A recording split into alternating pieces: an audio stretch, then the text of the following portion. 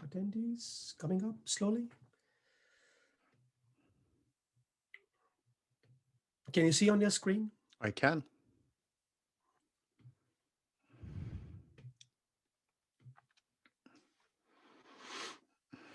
And familiar names too, how nice. Yes. Hi, Gitte, Paulo, Thomas, good to see you. Yes, Gitte has done a podcast with me, and she's coming up next after you. Nice. It's very interesting thoughts also.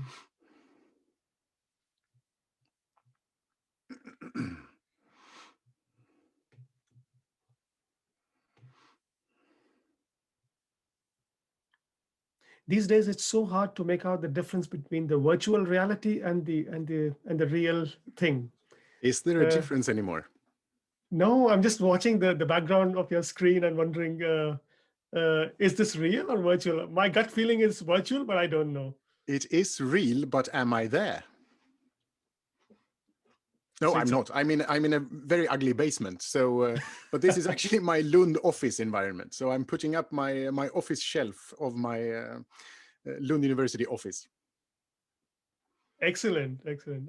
Yeah, so it is real, of course. It's not taken from somewhere.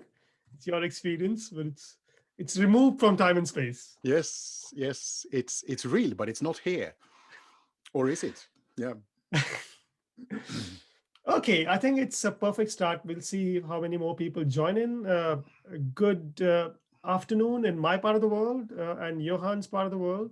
But wherever you are, greetings to everyone who's joined. Thank you very much for taking the time. What I would like to say is maybe we should start, Johan, with yourself. Just a brief introduction about yourself, and I think we can start from there then. Would that be very okay? brief introduction? Thank you, Nipin. Thank you for inviting me. Name Johan Bergström. I work as an associate professor or reader in risk and safety at Lund University in southern Sweden. And since 2012, I've had the role of program director for our Master of Science program in Human Factors and System Safety.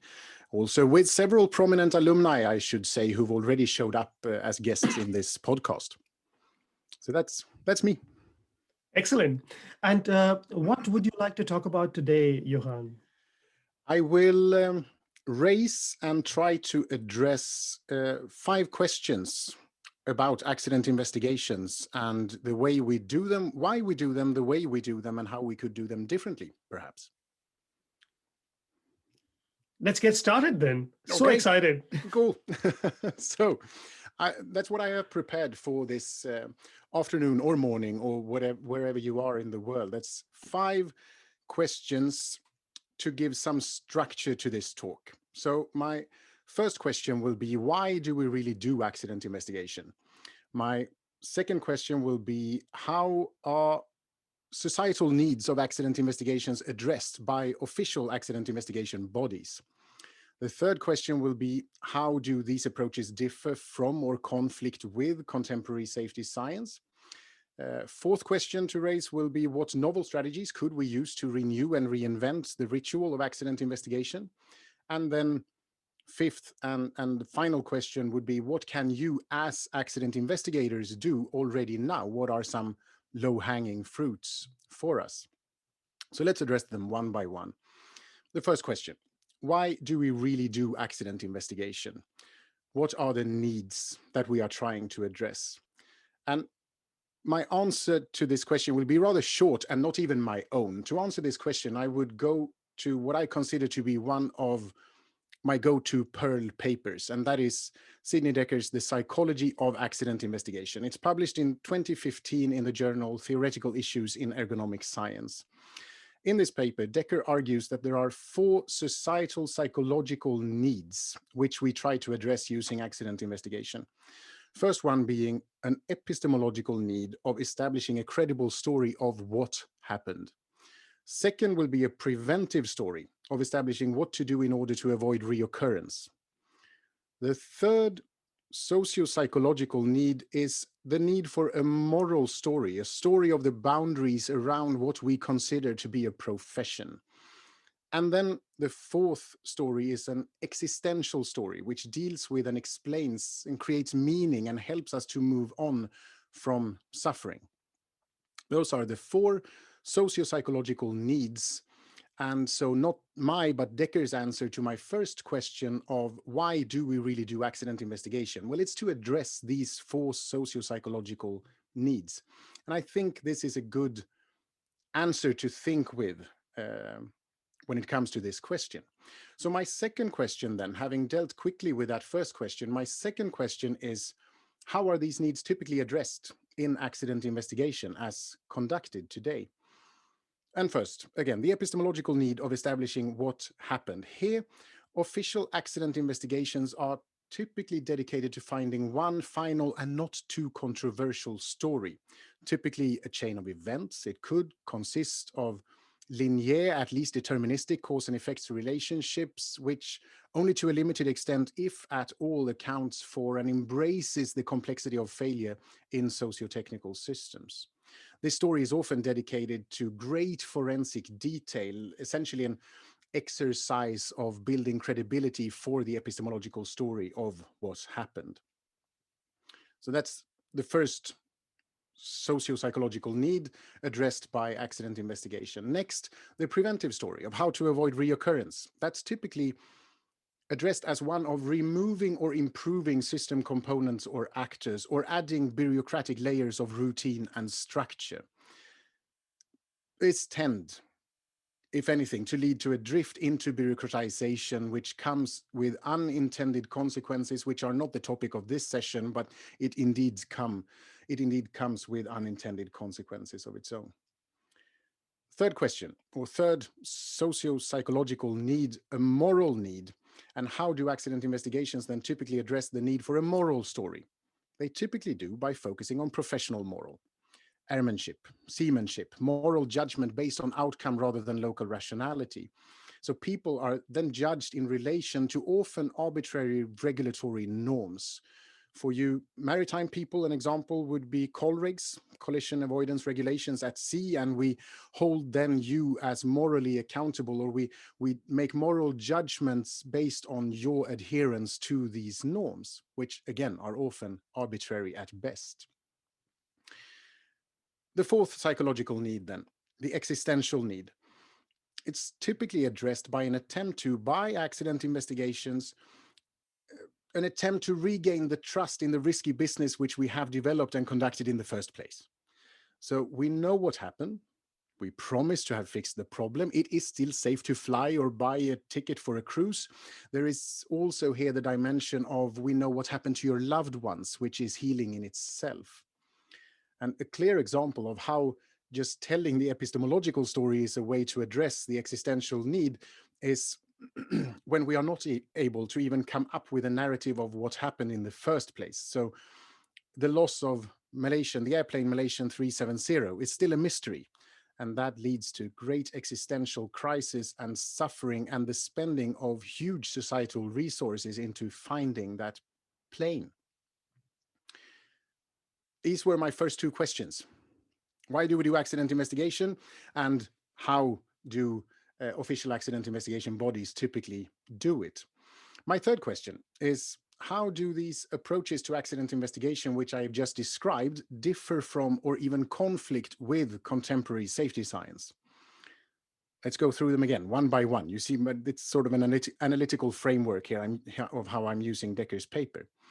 First of all, the epistemological need. Again, contemporary safety science, as we see it, is rooted in complexity theory. And to complexity theory, one event can embody multiple realities, or to paraphrase Healy, an epistemological pluralism. To contemporary safety science, it's not controversial that different actors in an event will experience different local realities. And the best we can do then is to describe those without judging which one is more true than the other, but rather in terms of what emerges from the interactions and relations between these multiple and sometimes conflicting realities. Embracing differences, if you like. The preventive need then, avoiding reoccurrence. Contemporary safety science is keen on understanding and modifying the conditions under which people work and the resources and adaptive capacities that enable and constrain work. So in order to come up with a preventive story, rather than focusing on the removal or behavioral change at the level of individual components or actors, we would rather look at sometimes really simple changes to the work system. Indeed, you could argue that additional procedures indeed constitute changes of work, and they do, but typically by constraining rather than enabling the adaptive capacities of such work. And contemporary safety science tries to be more balanced in how we describe the macro and meso level conditions that enable and constrain work and how to manipulate those rather than the individual component or actor. Okay, third, how does the contemporary safety sciences address the need for moral boundaries? Well, we do by trying to move from the who is responsible towards the what is responsible. For contemporary safety science, the moral story of accidents should focus on us as the societal actors who want to buy cheap flight tickets or view penguins up close at a cruise close to the South Pole, or us as a political system in which the capitalistic and nationalistic system produces certain macro level behaviors as deregulation, fragmentization of various sectors and actors in a large-scale socio-technical system. That would be systems such as railway or energy would be good examples. So contemporary safety science would dare to tell the macro level moral stories of us. That's what I'm trying to say there. And then for the existential story, I would say that contemporary safety science is not particularly good at dealing with the question of meaning making and moving on from suffering. Some work has been done on rituals for restoration, for instance, of rebuilding trust and relationships between involved actors, such as first victims, second victims, that's sharp-end staff, and organizations. But this is still a rather unexplored field within our science. So a window of opportunity for good research to come, perhaps. And that concludes my attempt to address my third question of how safety science differ or contrast with how these socio-psychological needs are addressed in classic accident investigation. And moving on then to my fourth question, which is really the main topic of this brief talk, what novel strategies could we think of in order to renew and reinvent the ritual of accident investigation? Who could we be inspired by? And I think that we should be inspired by the fine and performing arts, theater, screenplay, opera, literature. And I will give you just some examples. And first, an example of epistemological pluralism as embedded into HBO's miniseries on Chernobyl. It's really interesting there to note how the director Johan Renck works the camera in episode 1 versus episode 5, if you've seen it. In episode 1, he embraces local rationality and very much the feeling of what the hell is going on here. We see zoomed in face shots of actors, no big picture, uncertainty, doubt, conflicting views. And then in episode 5, we get zoomed out views, much more certainty and clarity in terms of sequence of events and causal relations. We get the same scene, but different perspective and narrating techniques within the same piece of art. It's a really interesting way of incorporating multiple epistemologies and realities into the story. And I hope that you will be encouraged to try ways of doing that yourselves. The next would be examples from the fine and performing arts of moral stories, and especially for seafarers. I would encourage you to look at how morale and seamanship, perhaps, even though not explicitly told like that, is portrayed in the operas Peter Grimes by Britten and Wozzeck by Berg, both produced in the first half of the 20th century. These operas are both experimenting with notions of causality, heroes, villains, outliers, madness, power, relationships, class, and they very much involve us, the society surrounding context and events, and perhaps us who construct others as alien or hostile In Wozzeck, this is by his captain and eventually the entire community, badly treated private soldier. In Grimes, a misunderstood fisherman, both portrayed very much in relation to us. And I see the need for the opera on Costa Concordia, and it would very much be written with reference to both Peter Grimes and Wozzeck. And sorry if I get carried away, but that's because I find these approaches to be much more interesting in terms of how they introduce a moral account and in how they allow for complexity, conflict, arbitrariness, and shift of perspective in contrast to the formal truth-telling and confidence-restoring nature of accident investigation as currently and typically done. I also think, if sort of moving away from fine and performing arts, I think we should get inspired by investigative journalism. While news can indeed be sensational and demanding justice by retribution, investigative journalism can also seek answers in organizational and ideological and political history.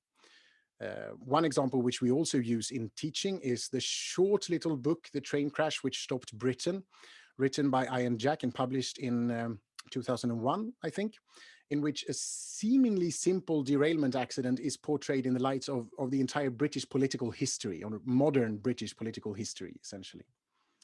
And also in the wake of the 737 MAX disasters, I think there are currently several really interesting stories about the history of Boeing and its emergent relations to the US state and the FAA in the harsh competitive environment in which they were falling behind Airbus, essentially.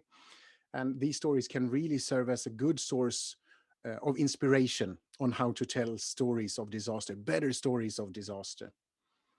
And there are also examples from the academic world of interesting accounts of accidents. Snook's friendly fire, Vaughan's the Challenger launch decision are examples of how accidents not only can be portrayed using academic discourse, but also contribute to the development of our theories. And we use both these pieces in our teaching as well. Right, I've now dealt with 4 of my 5 questions for this talk. And we're moving on to the 5th. And the 5th one is, what can you as accident investigators do already now? What are some low-hanging fruits without engaging opera librettists and composers? And which you should do, by the way, but perhaps in the next step. And first, I would say, in your analysis, open up the dimensions of time, space, and locality. With time, why start with the accident and go backwards in time? Colleagues in the Netherlands are currently doing the other way around.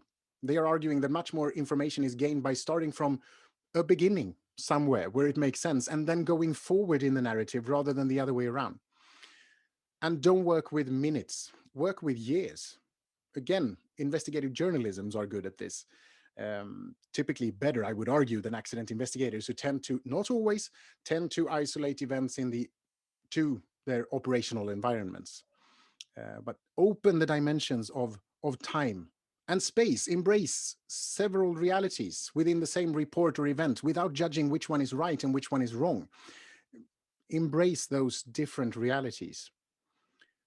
And hire scholars of humanities to join your accident investigation boards. Hire scholars of history, language, arts, etc. And revolt. Revolt a bit, break format, refuse to use words such as errors or cause. Experiment with other language, see what happens. Some almost get fired. You might not. Experiment and revolt, and get inspiration from others. Get inspired by the Danish Maritime Accident Investigation Board. Össur has already been on the podcast. Their reports are published online in English. Get inspired by them. They really play with some of these notions that I've just introduced. Be inspired by Wood's and Vaughan's contribution to the Columbia Accident Investigation Report. Read Snook and Vaughan. Visit the opera. Get inspired by art and literature. And that's it. That's my 5 questions about the status and potential development of the craft, or perhaps now art, of accident investigation. We've gone through why we do accident investigations in the first place, how the societal needs of accident investigations are typically addressed by official investigating bodies, how those approaches differ from or conflict with contemporary safety science, what novel strategies we could use to renew and reinvent the ritual, and what you as investigators could try to do already now. And I will wrap this up and end with a quote which I always read to our graduating students at our graduating ceremonies in Lund, and it's by the late complexity scholar Paul Cillier, and he wrote this: "The claim that our understanding of complex systems cannot be reduced to calculation means that there will always be some form of creativity involved when dealing with complexity. Creativity should not be understood in terms of flights of fancy or wild abandon, but also in terms of a careful and responsible development of the imagination. Imagining the future will involve risk, but the nature of this risk will be a function of the quality of our imagination. It's important that we start imagining better future, and for that we need better imaginations. Reading books, listening to music, appreciating art and film is not a form of entertainment to be indulged in after we've done our serious work. These creative activities stimulate the imagination and thereby transform the frameworks we apply when apprehending the world." That's Paul Cillier. Thank you for listening, everyone. Brilliant. Thank you, Johan. This is very informative. I've scribbled so many notes as you were talking. You kept repeating the term contemporary safety sciences, as I heard you. And also in the title, there's a term you use, ritual. I mean, as somebody with a deep interest in anthropology, I'm itching to ask you, well, what do you mean by ritual? Why do you use the term ritual in the title of this podcast? I mean ritual as a societal practice with a particular aim, in this case, to help society move on from disaster. To me, accident investigations form a ritual, and that's not to be derogatory in any way towards the ritual, but that's what I see it as, an important ritual that we should take seriously, but a social practice that we engage in together, or that we give someone the power to conduct in order to help all of us move on from harm and suffering. So it's about explaining, creating meaning out of suffering, and to help us deal with suffering, to help us deal with the fact that the systems that we have produced and developed create suffering. And in order to cope with that sort of the existential need again, is then to introduce a ritual, and that ritual we call accident investigation, and that we could fill with many different activities, which is what I'm hinting at. Yes, I mean, growing up in India, one of the ways we used to cope with uncertainty was witchcraft. Yeah.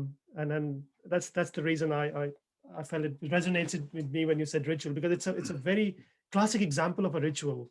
It is, and it serves its purpose. It does things to us. It helps us with certain things, and without calling accident investigation witchcraft, it's another ritual, and a meaningful one. Absolutely. We need good witches to conduct our accident investigations. Indeed, we do. And the book that comes to mind is Mary Douglas' work on risk and blame. So some really good work in anthropology. Great. I think it's not for me now. It's to open up the discussion to other people and say, if you have any questions, now is the opportunity to either ask. I would encourage you to ask them in the question and answer session rather than chat, but equally okay both ways. Any questions from anyone? Any curiosity?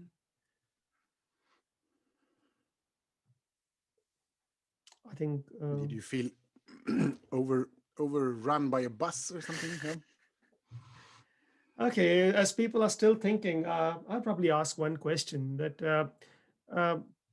you mentioned the term epistemological pluralism. Hmm? which basically is coming to term with more than one truth. There is more than one truth that exists, and I find it a very fascinating thing what you said, Johan, because as human beings, we are always looking for that one truth to be able to grab onto something, Yeah. to be able to. So, can you talk a little bit more about that until we get other people to warm up and maybe start to ask some Yeah. questions? The term epistemological pluralism I borrowed from Healy, who published that actually in Cognition, Technology and Work, arguing why our science of human factors and ergonomics needs to embrace an epistemological pluralism. So he used it in a bit of a different sense. But as I said there, in complexity science, it's non-controversial that different realities coexist as they are experienced by different local actors. Different local actors experience different realities, and to me that was especially evident. I conducted some of my PhD research in labor care, studying escalating labor situations, sometimes leading up to emergency cesarean section and situations like that. And there it's so clear how multiple realities are coexisting. The reality of the midwife, the reality of the of the obstetric MD on call, the reality of the anesthetist, the reality of the pediatrician, the reality of the various nurses and assistant nurses involved. They are engaged in collaboration. We would hope they are engaged in interactions and relations between them, all sorts of fascinating power relations, by the way, that sometimes goes in other directions than what you would expect. But essentially, they are experiencing different realities, which is a part of the strength of this system, that they come in with their different perspectives and historical experiences of this particular event and others. And it's also part of the challenge, of course, of them, helping them to improve their interactions and relations, and also to explain why things go wrong and suffering emerges from these situations.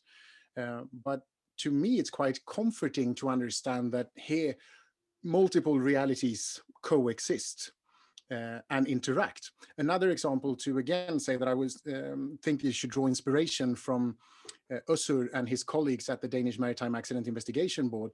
Check out the report on the collision between the two ships. I think they are called Kraslava and Atlantic Lady, out in Öresund, close to Malmö, where I live, in between Malmö and Copenhagen, Sweden and Denmark. What they did there is not primarily to say, this is how they collided in this narrow channel, the Drogden Channel, but they said, from the perspective of Kraslava, this is how they collided. And then they say, from the perspective of Atlantic Lady, this is how they collided. And these perspectives are not the same. And that's how this accident happened. This accident happened in the interactions between two conflicting views of where are we and where are them? Where are they? So that to me is a really interesting way of not saying this is the objective view of where they collided and that means this. No, to instead search the answers and further questions to ask in the interactions and relations between multiple realities. And All then events, everything that happens in a complex system, complexity scientists would argue, is experienced locally only. There is no global macro understanding of a complex system. There are only local interactions and understandings. and beautiful, and not just conflicting realities, but also very legitimate realities in their own Mm, rights. They stand really well in real. absolutely. Absolutely. That's important that you add that. Excellent. So we have a question from Kerry Foster. He says, do you see a connection between using diverse art forms to portray incidents in an understandable manner for those who struggle with changing their own safety culture? Say again. So do you see a connection between using diverse art forms to Mhm. portray incidents in an understandable manner for those who struggle with changing their own safety culture? It's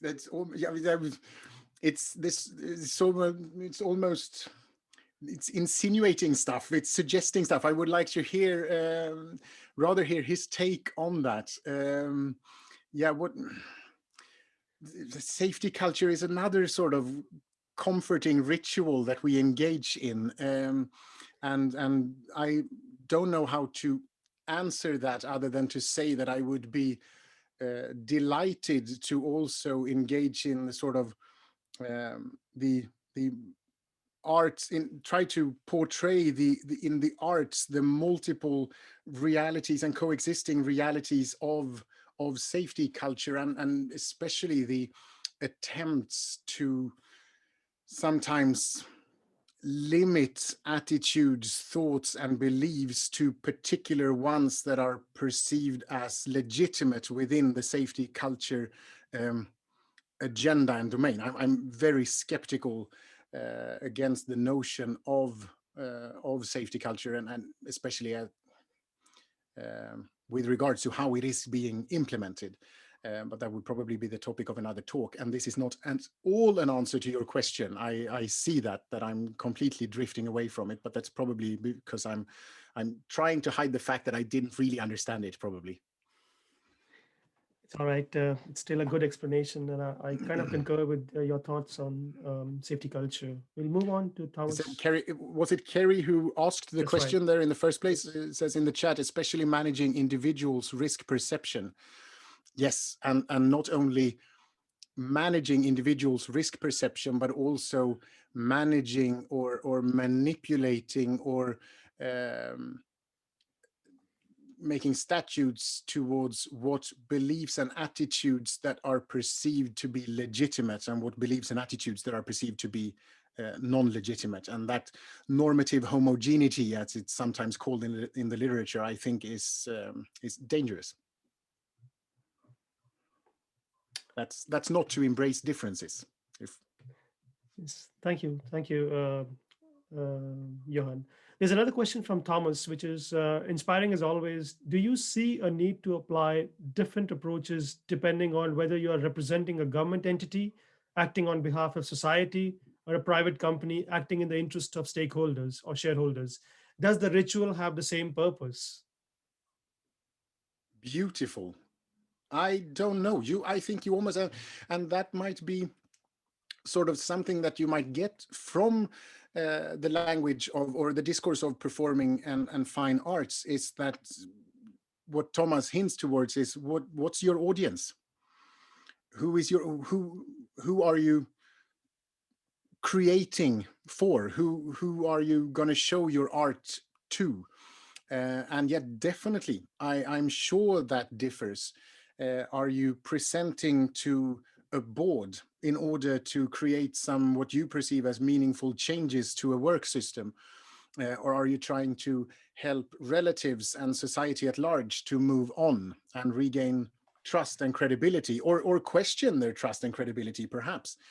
I mean, we have rare examples of how accident investigation boards would actually introduce a doubt in the trust towards a risky business in the first place. Columbia would be such an example, where NASA actually closed the space shuttle program pretty much as a result of that report. But yeah, Thomas, make an analysis of who your audience is and adapt your artwork accordingly. I think that is a smart question. But in a way, I think his question has an answer to it in some ways, because what he's saying is that the ritual has the same purpose, but then he defines all the different entities whose need to be served. So once you understand the needs of the entity, you can then create a purpose to meet their needs. Yeah. So that's so how so the next level of answering that question might be, how do you involve these actors? How do you make them part of the process, not simply as spectators going to the opera, having a nice glass of champagne in the interval, seeing the other act and then going home? But how do you actually engage them in the process? Yeah, Yes, and a classic example that comes to mind, Johan, is after listening to you, is that in the shipping industry, there is a tendency to look at tax investigations, at least from an organizational perspective, as something like a solution-focused exercise, that we must come up Hmm. with a solution as quickly as possible, Mm, not just to satisfy the needs of the organization, but also yeah, stakeholders who are shareholders or regulatory bodies. So, sure. you have this metrics and indicators that you must close the investigation in 2 weeks and you must find a solution to Yeah. it, and that kind of, if you go that route and you become so focused on the solution more or less always creates more problems than it solves in the first place. So that's a very interesting thing you said just now. And you have all sorts of constraints in that profession. I mean, the artwork that you're producing is limited by format to begin with. That's what I'm saying with revolt a bit. Try to see if you can come up with a different format and see what various societal and other stakeholders would say about it. That, hey, I didn't actually follow the ECOW standard format. I revolted. But look, my artwork is pretty interesting. It's a piece of contemporary dance now. And dance which you can be part of right from the beginning. Yes, absolutely. Excellent. And that's how you involve the regulator, right from the start, and you make it such a collaborative exercise rather than doing, working against them. It's such a Make the fascinating. regulators dance. Okay, great. We'll move on to the next question, which is from Peter McKay. He says, "Great insight in the presentation. Thanks so much. Such inspiration can be gained from the arts. Do you have any further specific ideas on the COVID crisis and opportunities to lift up the arts during this time via involvement stroke engagement in safety, particularly addressing your last point on the existential story that we don't do well?" Ah, beautiful. No, I have no concrete thoughts about that other than this, of course, is such a sort of societally, it's a tipping point for global society. So of course this will need to be addressed in various forms of fine and performing arts, and I'm looking forward to take part and see what that becomes.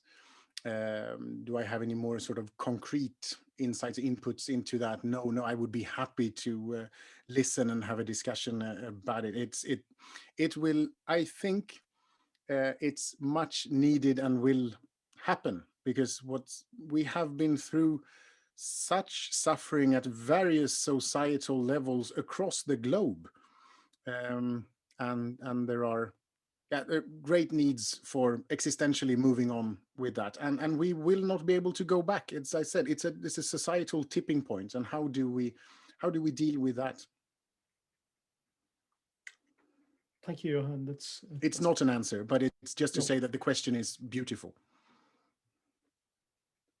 There's a question again from Ricardo. He says, "Nice and demanding perspectives, really appreciated. How can we, as researchers, as investigators, as managers, as artists, support the combination of these art inspired disseminations of investigation results with something more traditional? For example, Mm. Vaughan or Snook did. Is today still the room for that, and to what extent?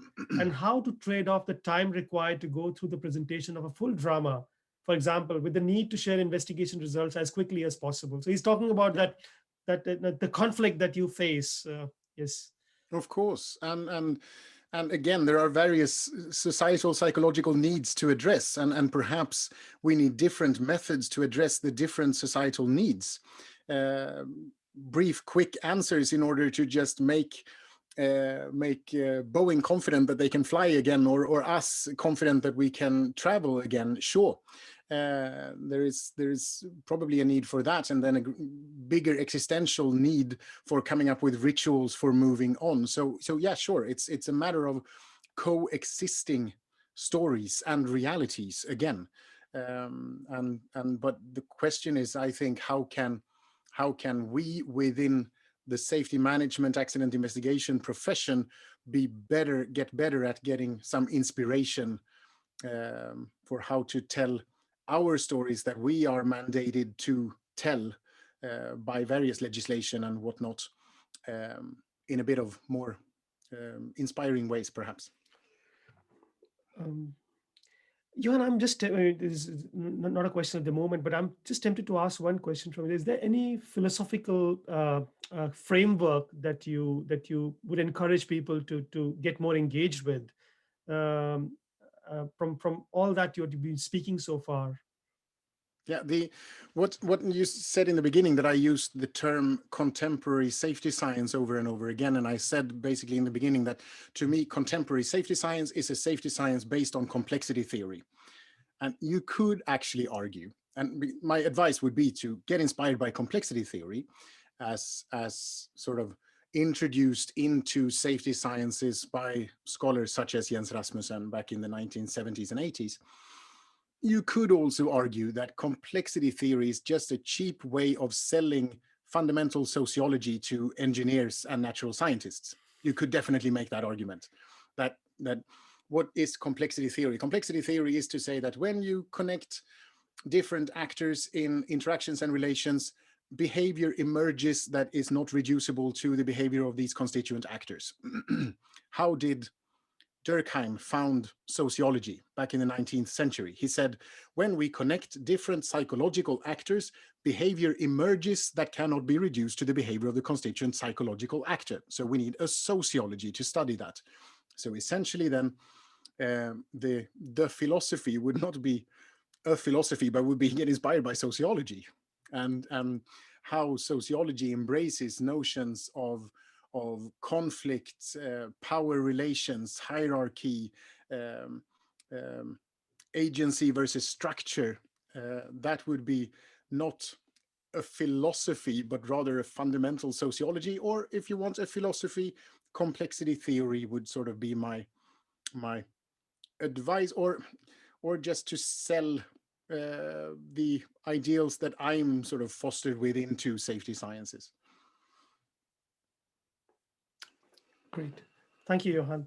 Uh, is there any questions from anyone else? That we have 4 more minutes, and if you have a question, then obviously Johan is still around. If not, then we'll thank everyone for joining.